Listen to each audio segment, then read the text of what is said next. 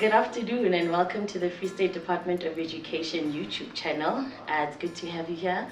Today we have with us Dr. Mafu Rakometsi, who is the CEO of Umalusi.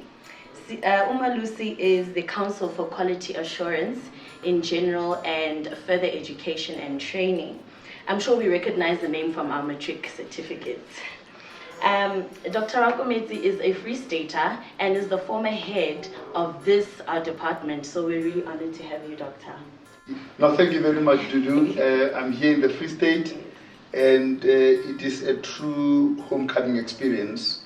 Being in the province, my house was not far from where we are. I used to stay in Langenhagen Park, and I have very fond memories of the province.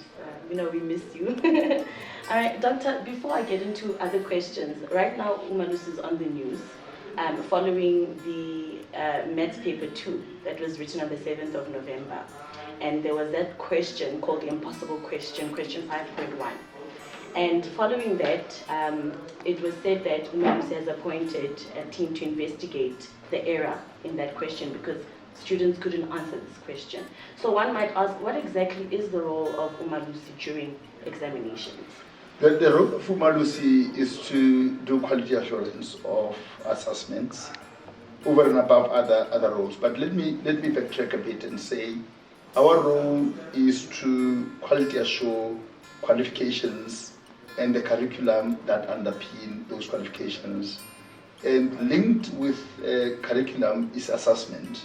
Hence we get involved in examinations. So we quality assure examinations. Before a paper is written, it is actually said by the different assessment bodies. Here we are talking about the Department of Basic Education together with its provinces.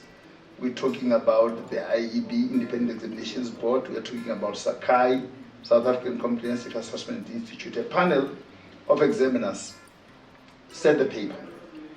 Thereafter, they are internally moderated in those assessment bodies to check that they go according to the prescripts of the curriculum, and then they are taken to Umalusi for Umalusi to check the same as an independent body, and we call our moderators external moderators, whereas we call those of the department internal moderators.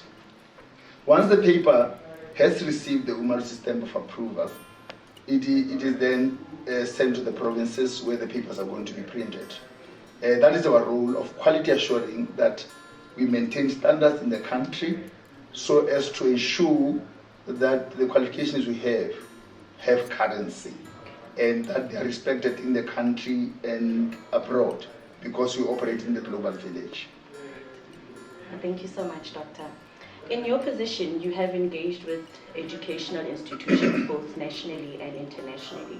What would you say are the major gaps that we have in our curriculum as a country? Our curriculum, is very good. We have done 2 benchmarking exercises over the years, and the department has done its own benchmarking exercise, that is the Department of Basic Education.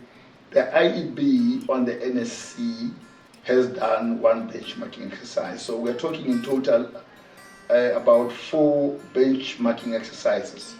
In all those benchmarking exercises, the National Senior Certificate compares favorably with the qualifications of equivalent kind the world over. There will be a few differences here and there according to the nuances that come as a result of the context in which you operate. If we take, for instance, a subject like geography, we'll be focusing on the geography of South Africa in the main because we are teaching learners who are going to operate in our context. If we look at the curriculum of history, it will be European history, yes, international history because American history also comes into the picture, but in the main, our interest is also in South African history. Same with economics. We'll be focusing on the economics of South Africa, talking about the Johannesburg Stock Exchange, talking about Eskom, talking about our major industries in the country for economics. So our students are then able to compete favorably in the global village I, from time to time, including yesterday evening, get letters from the international community who say, is this certificate authentic? Has it been issued by Umalusi? And who is Umalusi? And then we explain our statutory standing to those people, and immediately that institution did not know about us. They check the authenticity of what we're saying, and the students are able to compete wherever they are. That's wonderful, Doctor. Thank you so much. Now, Doctor, you have an extensive history in teaching. You were a teacher. You started off as a history teacher. Am I right? Yes. We did our research, Doctor. So, can you take us down memory lane a little bit? Let's talk about your childhood. Did you envision that you'd be where you are today? Look, I grew up in Velkom, goldfields of the Free State. I did my primary in Velkom. I actually grew up in the mines. My father was a mine worker, and I attended President Blunt Mine School. When I had to do high school, my parents took me to a boarding school in Kwakwa called Mantatis High School, in the deep rural area of Tsesem village. Beyond that, I went to Lerlatsipe College, which later became a university. In my first year, we did our first year teaching at Lerlatsipe. In the second year, we had to go to Sia campus because Lerlatsipe then became a university. I remember joking with my friends then, and I can picture where I was. I did not have this big tummy. I was trying to protrude my tummy, and it did not even stretch. I was saying, one day, I'm going to be the Director General of Education. Sure. And I was doing second year then at SIA of teaching.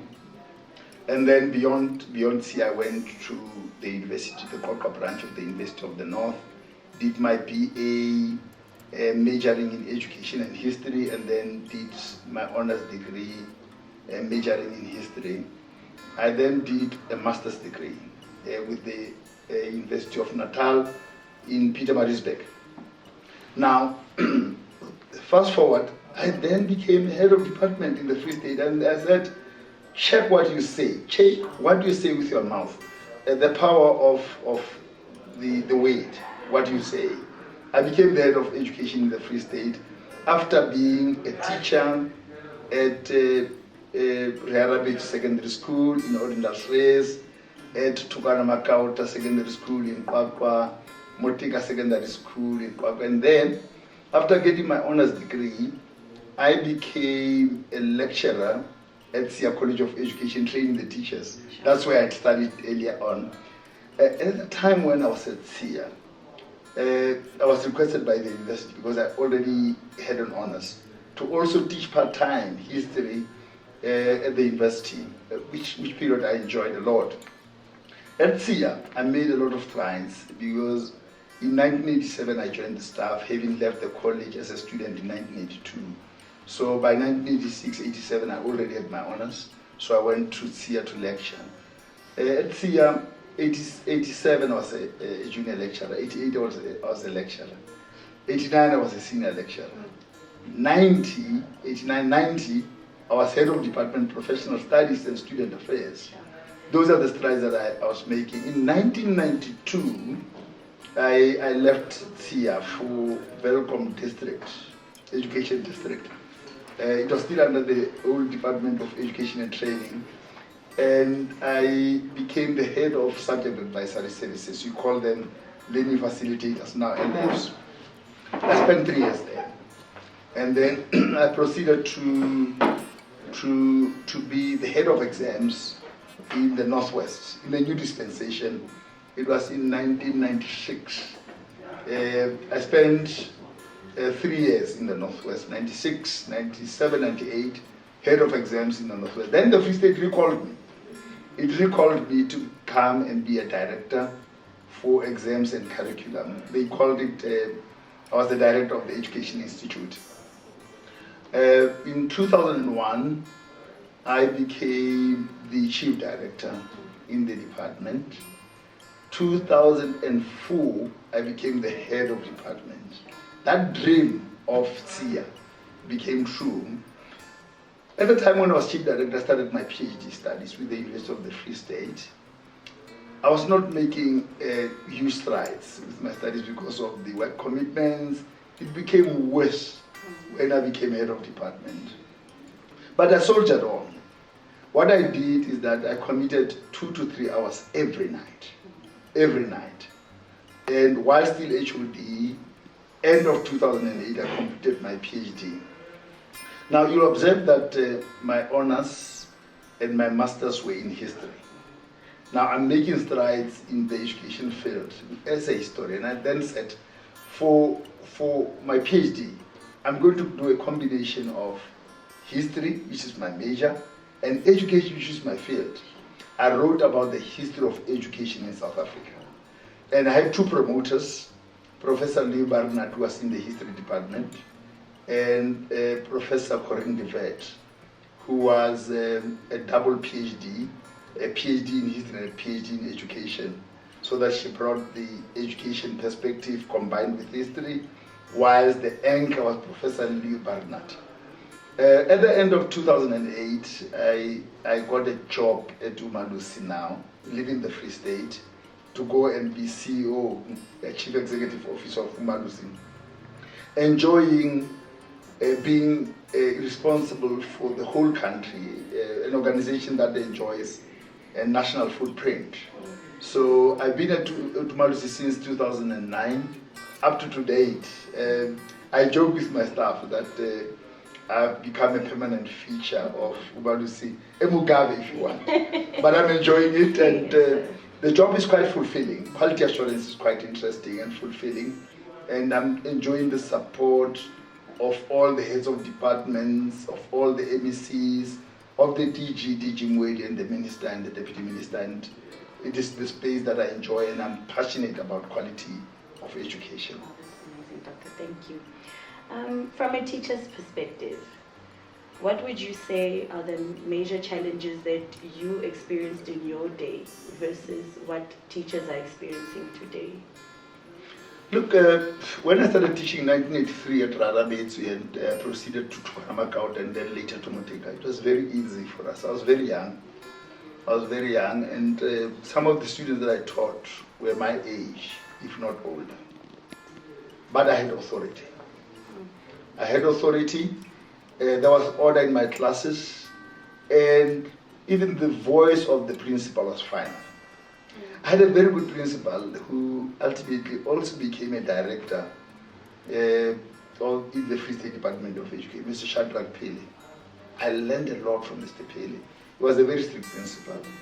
If you were late in your class, say I was teaching English and history. If you're late in your class, maybe you went via the staff room to go and change the books. You'll be surprised as you approach your class that it was very quiet in the class, because students usually make noise when the teacher is not there. When you enter, you find the principal patrolling your class, and you just say thank you, but your conscience would be pricked to say, hey, my boss was in my class, I wasted 5 minutes before I would come to the class. It was easy to control the students then. The principal had authority. At the moment, we are grappling, the principals are grappling with a lot of things. First of all, the students have got their rights, and indeed they are given the rights by our constitution. We've got a human rights culture, which if utilized properly and it's not abused, it can be beneficial. There are instances when I feel it is being abused. The human rights culture that the students have to enjoy from the authorities, I truly support. The teachers also have got their own rights, which we didn't have. So these rights are really creating problems, not because they are bad, but because we don't know how to utilize them, and they are being abused. There is a debate now currently taking place. Which debate would not be entertained in my day to say we need unisex toilets in the schools? It's a difficult debate, and it's not a bad thing, because we have to accommodate people who want to be identified differently. However, it is something that we are not used to. It is shocking a lot of people who are my peers, but I'm saying we have to be accommodative. because we are in a different kind of era where we have to acknowledge everybody's rights and so forth and so on. When it comes to discipline, way back then we could use a cane, we could punish students.